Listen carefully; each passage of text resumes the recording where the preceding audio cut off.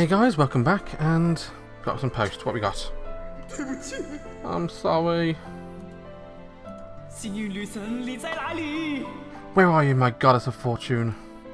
They're not linked. That's on its own. That's on its own.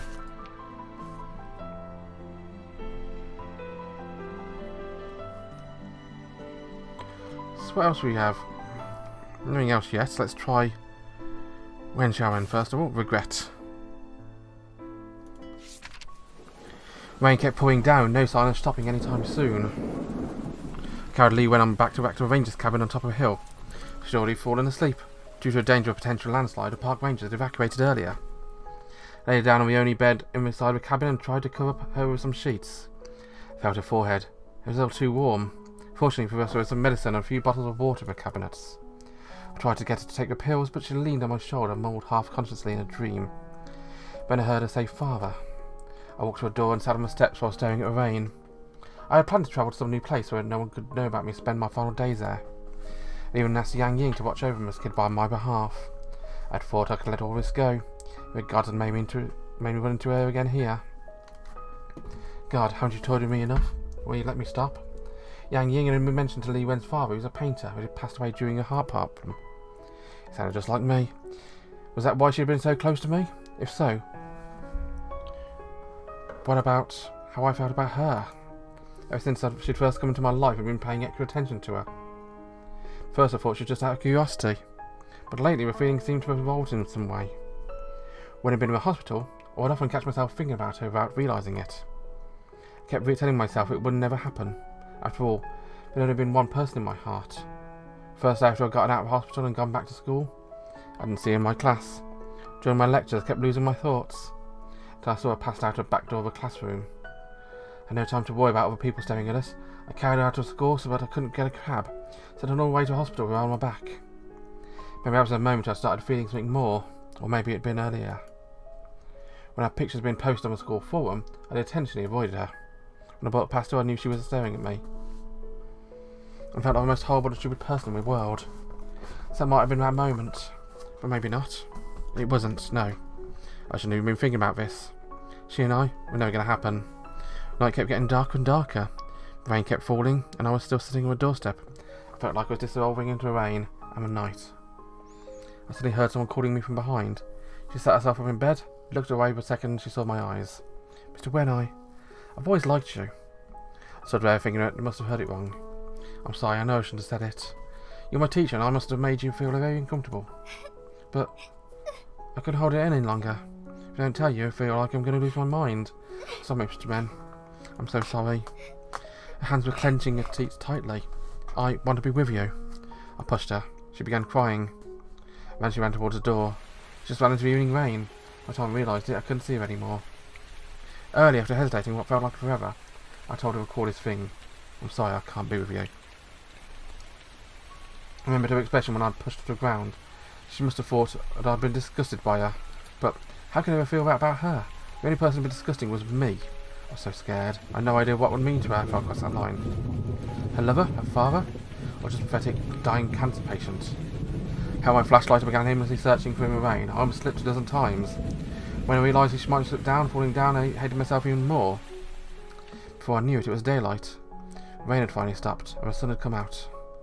First ray of sunlight broke through the clouds and sprinkled on a body lying in the alley. She was calm, so beautiful, so still. She was not even breathing. I held her cold body in my arms. I felt like I'd lost the whole world again.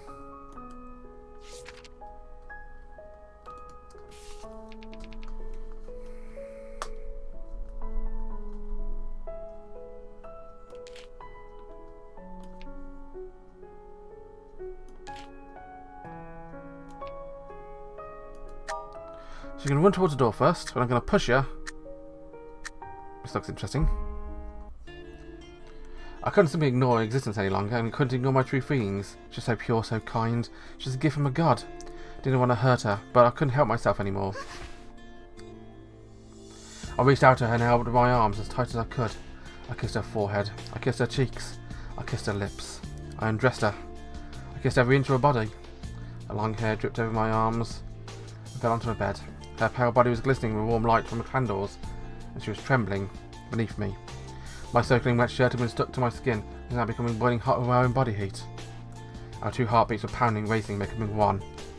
The rain kept falling, but the world outside did not concern us, not one bit. Not for a long while. Rain had finally stopped and the sun had come out.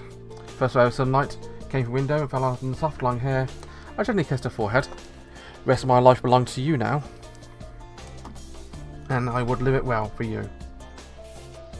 Straight for S. There's another ending potentially in the wreck. I want to see if I can get another ending.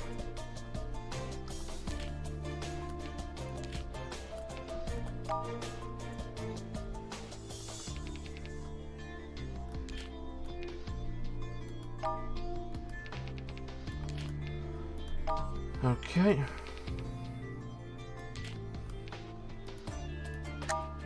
That's the new ending.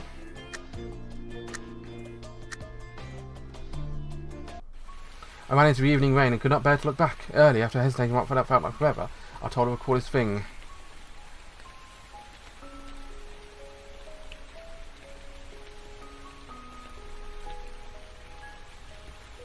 Okay. Yeah, we had this ending before, mate.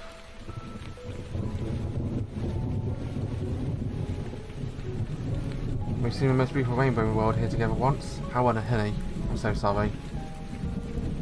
Seems to be getting heavier. She wouldn't be out looking for me, would she? Thought was suddenly entered my mind. The rain was so heavy the mountain could be dangerous in this weather. She came back by herself and something happened to her. I couldn't stop feeling worried. I began to regret running out of the cabin. Let's go back immediately. But God decided to toy with me one last time. When I turned around, I stepped into a puddle and slipped. I was balanced and rolled down the hill. That's an X.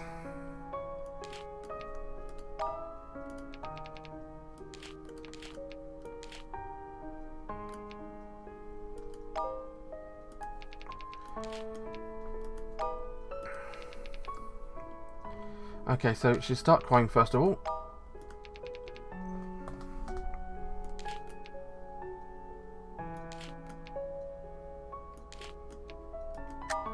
Okay.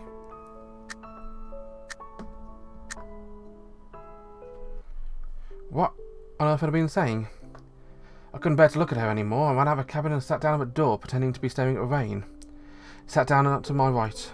Perhaps we had mutual understanding.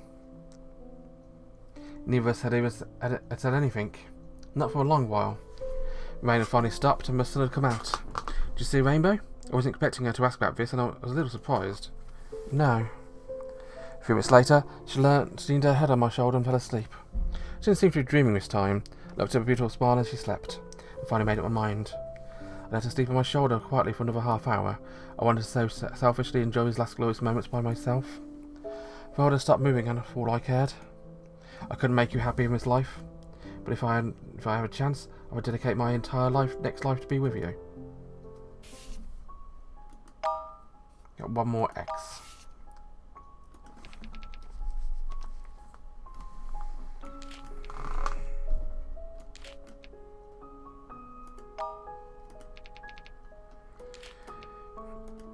Okay.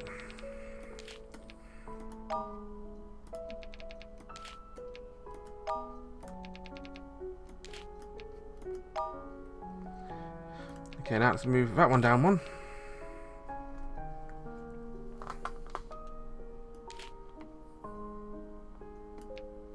Pushed her crying. Pushed her being with you.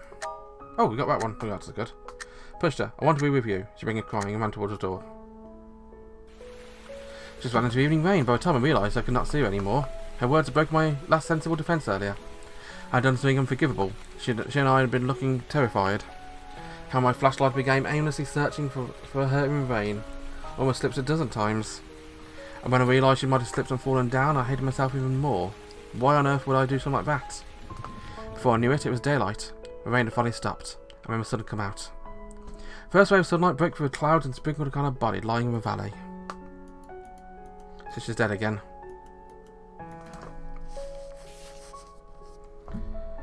Okay, I'm actually going to go back and change that to that one. Change that to that one. That one. That one comes a letter. That also comes with a letter. Brilliant. Let's check with letters. We have holding on and a journey alone.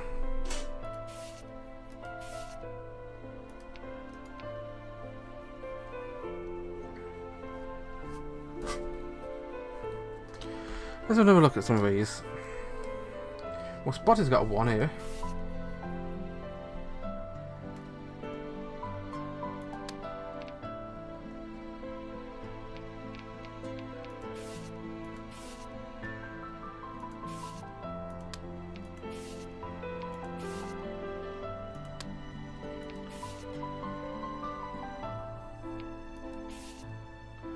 Oh, yeah, it's got a Z, doesn't it?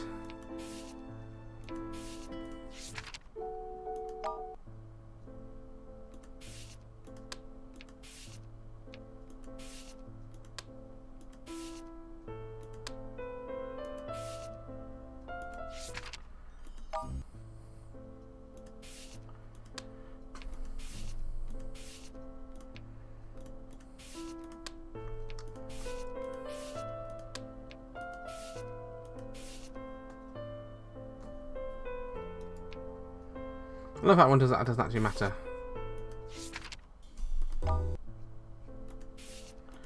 There's got to be some kind of benefit of having the Z there.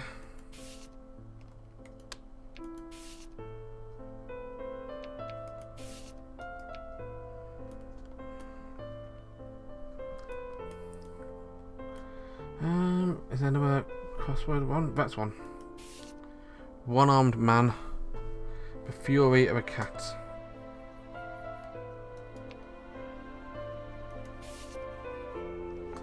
Feline king with standoff.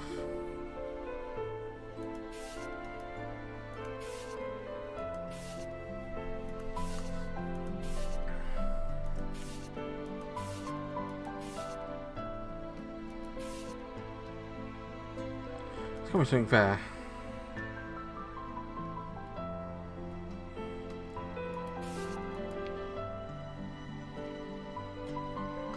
Isn't he the guy in his cutscene? Interesting.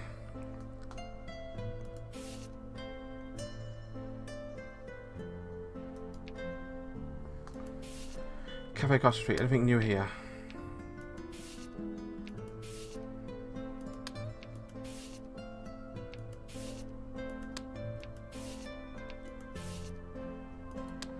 Must be an S there, it seems.